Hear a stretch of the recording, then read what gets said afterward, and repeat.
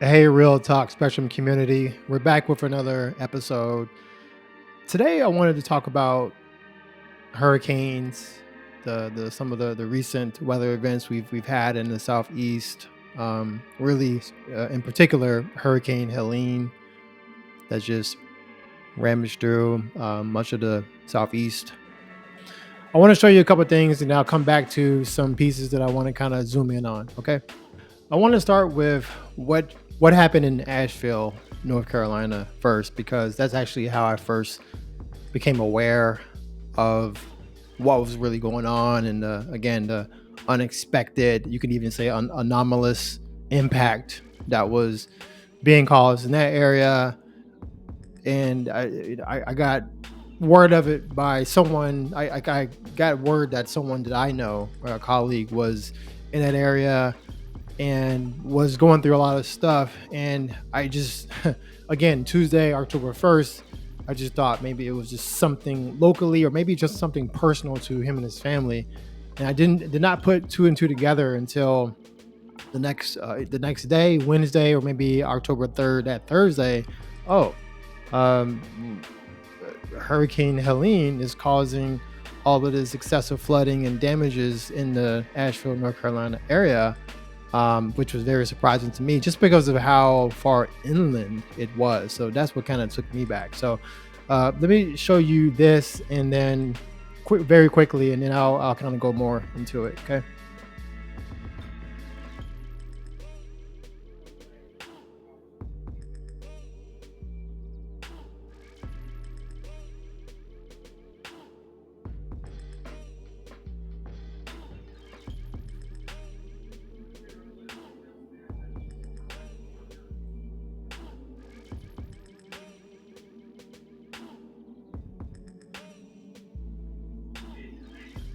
Okay, I'm gonna include a link to that video in case you want to watch the whole thing. It's actually pretty intriguing to for a story to kind of watch how they were basically trapped in Asheville. They couldn't even get out, and for them, they were a traveling music, traveling couple that does music. That was just looking to get out. Obviously, completely different situation for someone who actually lives in that area and just trying to figure out not only what just happened, but also how to recover. So, but yeah, I'll include a link to that video. And of course, you guys can search, you know, for other videos about kind of what happened in the area as well. I'm sure it's been a week now, like I said. So, you're gonna find plenty of content that talks about what happened in that region, in that city specifically, and then obviously the region as well. So, but here's another one that I want to show you as well. This is from the, I won't even try to pronounce it. I don't have it in front of me right now, but this is a dam from a river in Tennessee as well, overflowing from as a result of the of Hurricane Helene.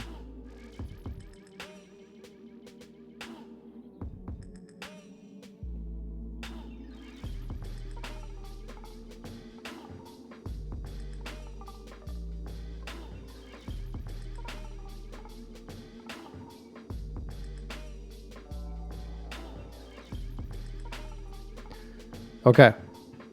Okay. It's the Noli, if I'm saying it right, Nolichucky River in Tennessee. Okay, here's what I want to.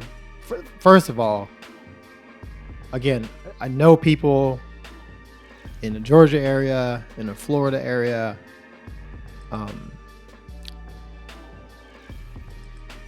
North Carolina area as well, that were impacted by this or potentially impacted or just live in those areas, right? So I want to say, obviously, my my prayers offline, privately, of course, been checking on people, all those people, and just not just people I know, but everybody, right? Is in my prayers and thoughts and condolences to everybody, and a lot of strength and assistance is going to be needed to help rebuild those communities. So I want to say that first, and then also let me say that again, Hurricane Milton is in the Gulf as well.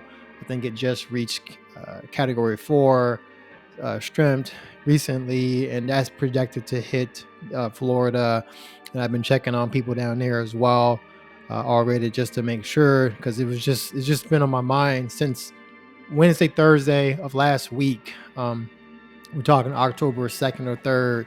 I just can't shake what has happened to, via or because of Hurricane Helene. So I also want to tell people that, um, you know, prepare even more so. And more specifically, not the people that are just on the coastline and coastal areas, but also further inland as well. We don't know where Hurricane Milton is going to go. And sorry guys, I'm not a I'm not a meteorologist. I'm just a person with a perspective and just a feeling that I couldn't shake, but to talk about this topic and kind of just try to bring additional awareness to it. So, not a meteorologist, not a weather person. So, but yeah, just given what was just transpired from Helene, I just wanted to put this out there and just try to bring more attention to it, ask more questions about it too as well, and then obviously for Hurricane Milton that's brewing in the Gulf, and then just obviously having the hurricane season ahead of us. Preparedness is just going to be something that we all need to really take up a notch, I think, from areas that typically would not feel effects from hurricanes. So just wanted to talk about that first. But also, what got me is how far, inland, and then how much in some of these areas, right? As I zoom in here, elevation there is from sea level. I don't have the actual elevation numbers, but just, you typically associate a hurricane coming in, hitting some of the low-lying areas here. When I say low, I'm talking about, I guess, low. Well, yes, both low-lying in terms of sea level, but also just being on the coastal areas of the U.S. here, right? Um, you know, and it's just, again, when I heard Asheville is in shambles, right, is from the hurricane, I'm like, what do you mean? Like, how? Look, this is where Asheville is on the map. Look how far inland that is. Okay. But also, the reason why I have this Tennessee area, the footage of that I just showed was a dam off the Nolichucky River in Tennessee, and there were,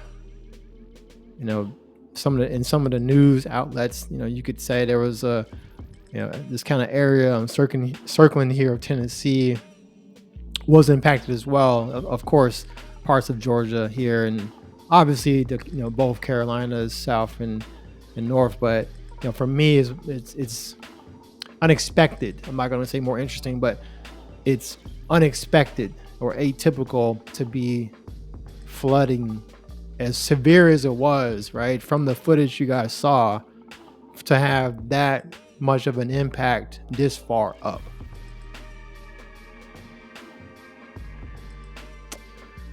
So, and then also I wanted to say, I just did a little bit of research. Again, I don't know why I can't shake why,